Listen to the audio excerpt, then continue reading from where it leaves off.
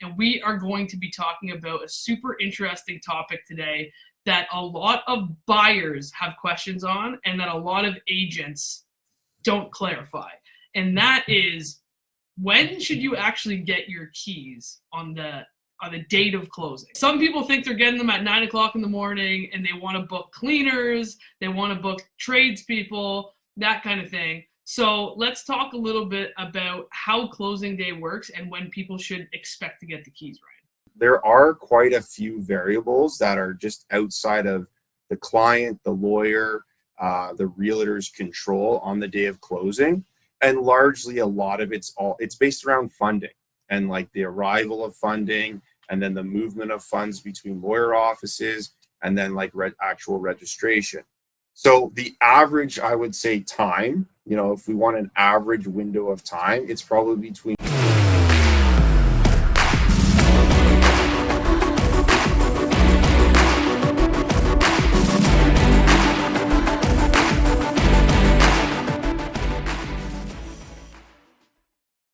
All right, guys, welcome back to the Canadian Real Estate Channel. For those who have seen me before, I'm finally stoked to be the host because I've been a guest on this channel for a very long time. My name is Emma Pace. I run a real estate team out of Toronto, and I have the pleasure to be sitting here with Ryan Carson from Carson Law, who's located in Burlington but services all of Ontario. And we are going to be talking about a super interesting topic today that a lot of buyers have questions on and that a lot of agents don't clarify. And that is, when should you actually get your keys on the date of closing? So, some people think they're getting them at 9 o'clock in the morning and they want to book cleaners, they want to book tradespeople, that kind of thing. So let's talk a little bit about how closing day works and when people should expect to get the keys, Ryan. Sure, absolutely. Thanks, Emma. And thanks for having me on the channel. It's my pleasure to be back again and speak to the nation. So I appreciate that. It's a great question. I'm going to answer it with like a typical lawyer response. It depends, right? And the reason it depends is, unfortunately, there are quite a few variables that are just outside of the client, the lawyer, the realtor's control on the day of closing. And largely a lot of it's based around funding and like the arrival of funding and then the movement of funds between lawyer offices and then like actual registration. And so a question I always get is, like, in today's world, like everything's just electronic, right? Like, aren't you just sitting there hitting like buttons going like beep, beep, beep, beep, or we're closed? Yes, sort of. And so the answer basically is, registry system is land titles is almost entirely electronically registered now. So yes, we're sitting at our computers through secure portals and passwords and we're registering. So yes, we are hitting buttons. But there is obviously a process and a procedure and steps that we have to go through to make sure, on that final day of closing, especially if we're acting for the buyers, that, nothing has, snuck into title at the last minute from when we did a title search to registration and closing. So there is like a sub search that is happening before registration on the day of closing. So there is a bit more to it than just the button, because we're trying to protect you, the buyer, from from there being a problem with your acquisition and your investment. But also, again, everything has predominantly, because of COVID, moved towards a lot of wires, so electronic movement of funds. So in the, we'll call it pre-COVID world, or the old days, I'd march out to the bank, or my staff would, and we put money in, like we get money out, and then we go to somebody else's bank and we put money in. And so that process itself of landing into the other lawyer's account is a bit more instantaneous, like the actual deposit, like it's right there. You can see it when it happens. The wires, even though I might hit all these buttons for wires at 9 a.m. this morning, it's an intangible amount of time from our account to wherever it's going. Yeah. And some are quicker than others, right? And that's a banking thing that will be a mystery probably for all of us, but some go faster than others. But the bottom line is they probably take at least a couple hours, even on the best of days, to move from one to the other, right? But that's no different than me going into the bank old school and getting my drafts or my certifieds and then driving over and waiting in line and putting it over there. The bottom line is you're talking about at least a couple hours to have money certified and then created and then moved and deposited over somewhere else. Right. And that's after we do sub searching, right? So in a perfect world, to give you a quick picture of like what would happen. So today, August 12th, we've got closings today. Let's say we have all the money in our bank account this morning. And so all the money would mean money from the bank or institution that's financing the deal, as well as the client's money. So that's sometimes a problem too. Sometimes we have the bank money, but we're waiting for the client money, right? So everybody who's out there as a buyer, make sure when you're working with your lawyer, which is hopefully us, you get us all your certified funds or your guaranteed funds the day before closing. That can help make this process faster because now we're just waiting for the bank. But let's say we've got all the money, right? We've got all the money in our trust account and we verified that, and we have to verify it with wire confirmations or deposit slips. And then we have to verify with the lender if there is this mortgage or credit union or private lender on the deal. We have to have written confirmation from them. We can release the funds. So once we have all of those things, which could happen in a matter of minutes or an hour or multiple hours, but once we have all that, then we either physically go to the bank and do the money creation at our bank and then go put it in all the other lawyer accounts, or usually what we do, because our wires are pretty good, like they do move pretty fast. Our system works quite well with RBC. We just do wires. So 9 times out of 10, we're just banging out wires here on our end, because when you factor in going to our bank, then going somewhere else, all the waiting in line, blah, blah, blah, it's about the same amount of time the wire takes. Okay. So it's all about, do we have all the money in and have we verified that? And let's say we do we have the authorization of the bank lender to release? Yes, we do. Now we move the money. And so let's say that takes an hour or so on average. Sometimes it's better, sometimes it's worse, but boom, that's over. Now it lands in the other lawyer's account who's acting for the seller. Then we have to do final sub-searching and registration, which could be about an hour, right? So and then we basically are closed and registered, and that's when the lawyer, however they do, confirms with the client, hey, your deal is registered and closed. If you're acting for the seller, this is when I'm going to get you your money. If I'm acting for the buyer, here's your key or your key code to now access your property, right? Yeah. So the average, I would say, time, if we want an average window of time, it's probably between 1 and 3. That's kind of like your average time where you could probably expect to be registered, closed, and keys by.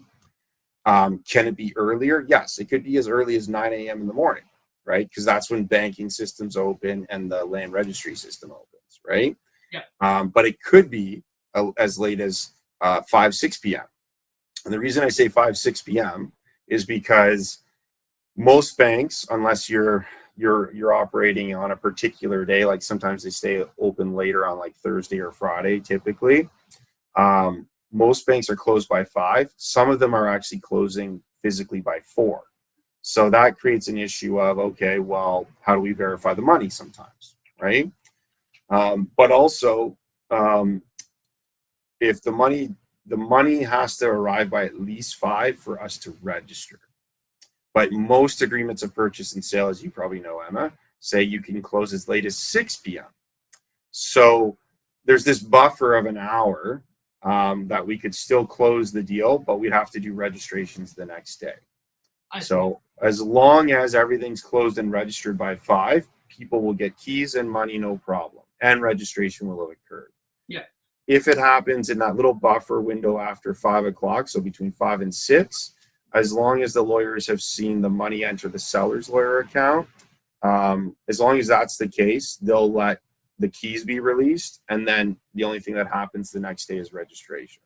Totally. And the reason why I wanted to bring this up is specifically because I think there's a lack of expectation setting. And so normally on my side, I usually see between 1 and 3 o'clock, right? So we like to let our clients know that. But it's like, hey, finally, you've been waiting. You started talking to agents months ago. You put your property under contract months ago. You have this very anticlimactic experience for like 2 to 3 months waiting for closing. And finally, the day comes when you're excited to get the keys. And you're like, okay, awesome. I got the cleaners come in. I'm ready to go, blah, blah. And then the day that you're super excited, you've been waiting your whole life to get this key. And then all of a sudden you're pissed off because you're like, I was expecting to get this at 9 because you've never done this before. And it's those expectations were unrealistic because there's so many people that come in this chain sequence before you can get your keys. So that's the real reason why I wanted to talk about this topic today, to let people understand it's beyond the agent's control. Oftentimes it's beyond the lawyer's control. They can do their absolute best, but it isn't until the funds hit the account. So expect your keys closer to the end of the day. If you have vendors that you want to work with on the day of closing, it's honestly book them for the evening or book them for the next day. I know it kind of sucks. You feel like you're wasting your closing day, but at least that way you're going in with the expectations, and you can have your expectations exceeded if you can move it up. But there's nothing worse than you booking all of these vendors and then having to cancel them and try and book them the next day if you're unable to get the keys. Yeah, I would agree 100%. I mean, if the purpose of the question is sort of about, managing the expectation and the timeline the day of closing, because you might have we want to have the painter, want to have the movers, that kind of thing. I totally agree with your suggestion and your philosophy there, which is, hey, be excited to just, get your key on the day of closing whenever that happens, and be able to go view the property, check it out, make sure, people didn't have a big party and blow it up and stuff like that. Do all that on the day of closing for sure. But, for just help manage yourself so that, don't say, oh, well, I've got like new appliances being delivered at 9:30 a.m. Well, okay, well, everybody will do their best. Maybe we can talk to the seller and the seller's lawyer to just see if they can have it dropped off and stored in the garage or something. But that's not something that technically, like, until you're closed and you've exchanged the money and we've registered, like, it's not your place yet, right? And even though probably by the time we got to the closing date, we would have known if there's a problem or not. Things can still pop up. Very, very low chances of that, but things can still happen. And last thing you want to do is, have all this emotional letdown and disappointment, and then actually you have costs because now you have to reschedule people, you have to maybe pay for somebody to store stuff, all that stuff. So I agree with that 100%. Try to arrange anything of substance and so forth for the next day. The other thing to maybe suggest here, because we're kind of talking about maybe something possibly like procedurally creating a delay. Maybe try not to close on a Friday. I know everybody loves Friday because then you get the weekend and stuff like that. But think about it this way. If you're doing that, I bet you almost everybody else is doing that. Yeah. So think about the volume of money that's moving on a Friday. So naturally, it's like when you drive on the highway. If you get on the highway at a rush hour, well, it's full and it's slow. But if you get on it at 11 a.m. or you get on it on a Sunday morning at 4 a.m. in the morning, well, I'm breezing down that sucker, right? Yep. So, those sorts of things can be little strategies, when you take a little bit of a hit on the fact that, well, now I don't get a weekend to move per se. But at the end of the day, you might save yourself some bigger headaches or some bigger stresses. The other great thing I like about the, close on a Thursday, close on a Wednesday, close on a Tuesday type of thing. Well, number one, lower volumes, as we already said. But number two, you've got a bit of a buffer in that week now. Because if something does come up last minute and we gotta, there is a good reason that it needs to delay a day or two. Now you're not stuck thinking you're gonna be moving in on Friday and then it doesn't close, and now you have to wait the entire whole weekend to get to Monday. Like that'll be extremely stressful. Like you might be living in a hotel for a weekend or something, right? Yep. So, you know, buffering your day a little bit like that can be helpful too. I know that's a bit off the path of like when the keys are available. Yeah. But I think that's just another hopeful tip that might help people. And another one I always love to give about just helping like manage the expectation of closings per se. Don't be afraid to take a bridge for a short period, like a couple days, right? Bridge financing is great in the sense that it helps avoid some of the headaches we just talked about here, because a number one reason why buyers get their keys late on days of closing, if they're selling to buy in the same day, well, we have to wait for that sale to close to use your money to buy your purchase. And so unless it's like a one-off transaction of just this deal and this deal being the only ones connected together, which is almost unlikely, it's probably a chain of at least one or more deals. Like one time I was in a chain of 10 transactions.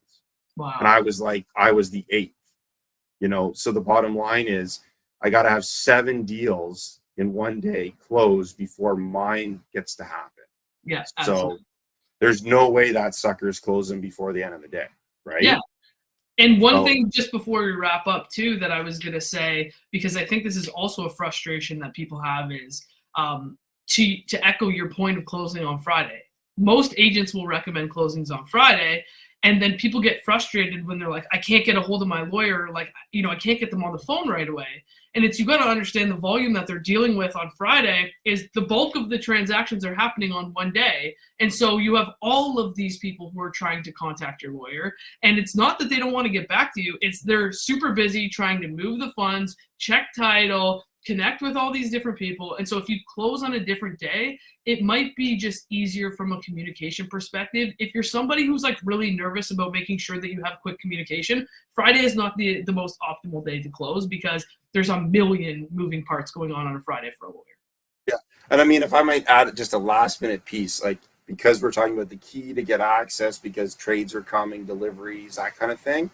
I mean, if you have that arranged already, just like we're talking about communication, and obviously you want communication from your lawyer. We want the same. Like, let me know before the day of closing, well, I need to get in at 9 a.m. Yeah. Well, like that would have been good to know, because like I don't have any time now to kind of help try to plan or negotiate that, right? Totally. If you let me know, like when I get the file shortly thereafter, we're collecting your information and data, and you say, hey, it's really important I close as soon as possible, because I've already got these things set up. And so like, how can you help me manage that process? Again, I can't make any guarantees or promises, but at least I'll have more time to make sure myself or my team actively try to do something to help it close as early as possible, right? But if I find out, like, you know, the day of closing or a couple of days before, oh, hey, just so you know, I need the key by 9, right? Like, I'll get it then. You know, that's no lawyer can promise you that. The only way that can be promised is if you have a cash deal, meaning you're buying it all by yourself, and I have the money in my account the day before or at like 8 a.m. And then, of course, then we'll register and be done by 10. Boom, here you go, right? But otherwise, it's just it's almost definitely a certainty that you're looking at getting the key in the afternoon for sure. That's almost for sure. And then even more so that it's probably a later, like a mid to late afternoon thing. Yeah, for sure. So with that, we will wrap this video up. I hope you guys found a ton of value. If you did, make sure you smash the like button. And Ryan, before we wrap up, if somebody wants to get in contact with you, where can they find you? Yeah, check us out at www.carsonlaw.ca. All our contact details are there. And as I've said before on the channel, email me anytime. That's the best way to reach me, Ryan@carsonlaw.ca. But I'm happy to take your calls as well. And all that information is on our website. And check us out at our social media as well. Follow us. We try to give a lot of information and content from time to time similar to this. So thanks so much, guys. Awesome, guys. Go give Ryan a follow. And thanks so much for checking out the Canadian Real Estate Channel. See you in the next one.